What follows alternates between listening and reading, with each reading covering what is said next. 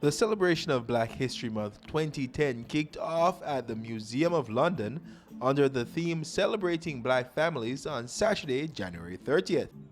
Despite the fact that the black population numbers only about 7,000 persons, the area of London has a rich black heritage.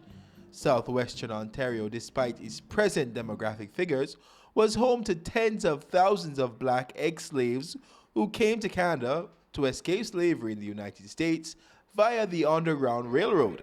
In the character of Alexander Milton Ross, a Canadian conductor in the Underground Railroad, David Morris explained that many freed blacks preferred to go back to the United States after slavery. But the black population that chose to stay in Canada did make a major impact on Southwestern Ontario's culture. One specific family that was quite influential in London was the Jenkins family. In 1923, James Jenkins started Canada's first black newspaper called The Dawn of Tomorrow. Jenkins hoped the paper would be a catalyst among Canadian blacks who at the time were facing many obstacles. David Jenkins, one of the sons of James and Christina Jenkins, explained the purpose of The Dawn of Tomorrow. Maybe just to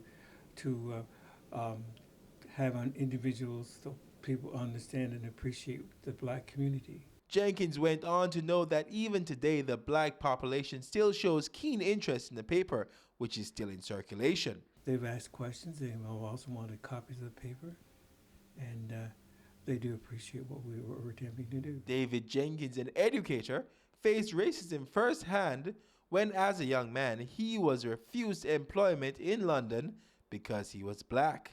He feels, however, that London has come a far way in terms of race relations. Yes, because they are now being appreciated and accepted by the whites.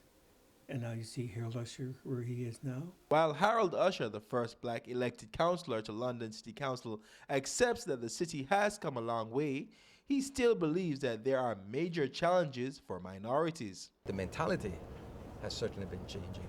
When I came here in 1981, there's absolutely no way that anybody would elect me to office. In fact, even when I was running, people would say, it's not your turn yet, because people are not ready to have a black person in city council.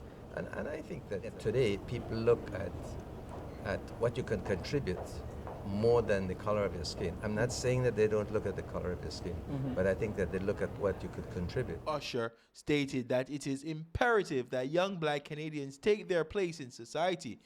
The Black Student Association at the University of Western Ontario has taken up that challenge. The organization mentors high school students while at the same time promotes unity and multiculturalism among students not only at the university but throughout London. We have different events where we encourage people to speak their mind. Through speaking your mind, you become confident in yourself, confident in your ideas, and therefore can become a leader in your own right. So we do and everyone, you kind of just get involved, and if you find a way to get involved, you become a leader just by gaining those friendships and having those responsibilities, like for example on executives. The James Jenkins dream of a newspaper for black people of Southwestern Ontario started right here. It is now our time, our generation's time, to take up that mantle and move to the future. Reporting for TV Fanshawe, I'm Tyrone Thompson.